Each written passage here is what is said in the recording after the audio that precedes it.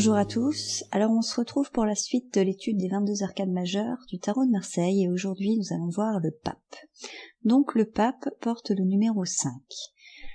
Le numéro 5 représente un pont entre deux mouvements, deux actions, deux situations.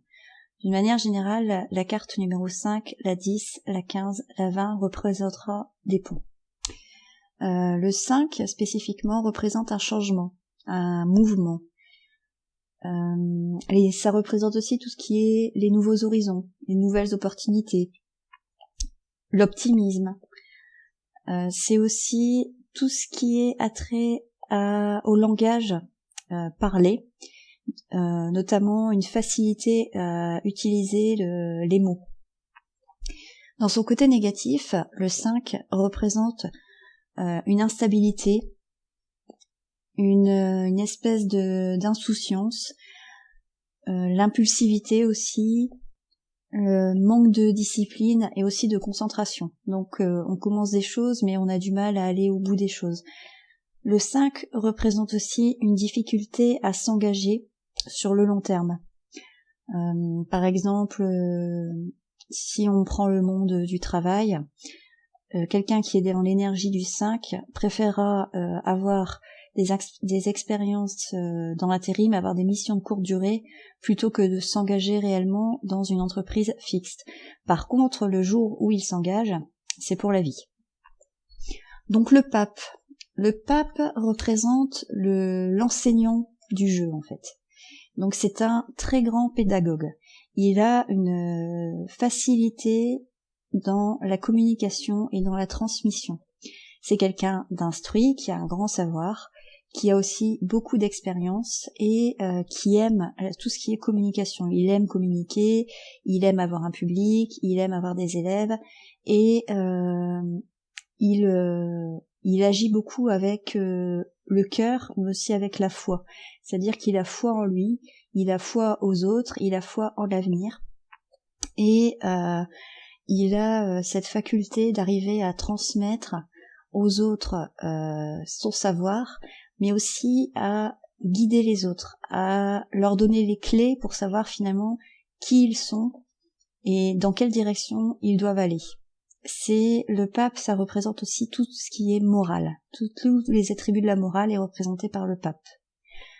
Dans son côté négatif, comme le pape est un très bon orateur, il peut basculer dans le côté un peu gourou.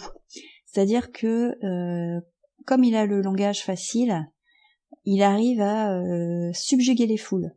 Il arrive à les hypnotiser quelque part et il aime être au centre de l'attention, il aime être écouté, il aime aussi quelque part un peu être adulé. Donc il peut avoir ce côté, ce besoin de toute façon d'avoir son public, d'avoir son assistance et justement de tout mettre en œuvre pour que les gens le suivent où qu'il aille. C'est quelqu'un qui est persuadé de tout savoir. C'est quelqu'un qui est persuadé d'avoir la vérité juste. C'est le genre de personne que vous allez rencontrer et vous allez lui raconter que, par exemple, vous avez fait du saut en parachute ce week-end, il l'a fait. Vous avez eu une situation cocasse, il l'a déjà connue. Vous avez eu tel problème, il l'a déjà rencontré. Vous voyez, c'est un peu ce genre de personne-là. C'est quelqu'un qui peut être très enfermé dans son monde, parce que justement, il a ses croyances, sa vérité, donc il est enfermé quelque part un peu dans ses convictions, dans ses idées. Il manque un peu d'ouverture d'esprit par moment. C'est quelqu'un qui est têtu, qui est obstiné, et qui n'aime pas le changement. Mais là où l'empereur n'aimait pas le changement parce qu'il était nostalgique de son passé et que il disait un peu de mon temps, ça se passait comme ça et c'était très bien, donc je ne vois pas pourquoi je changerais.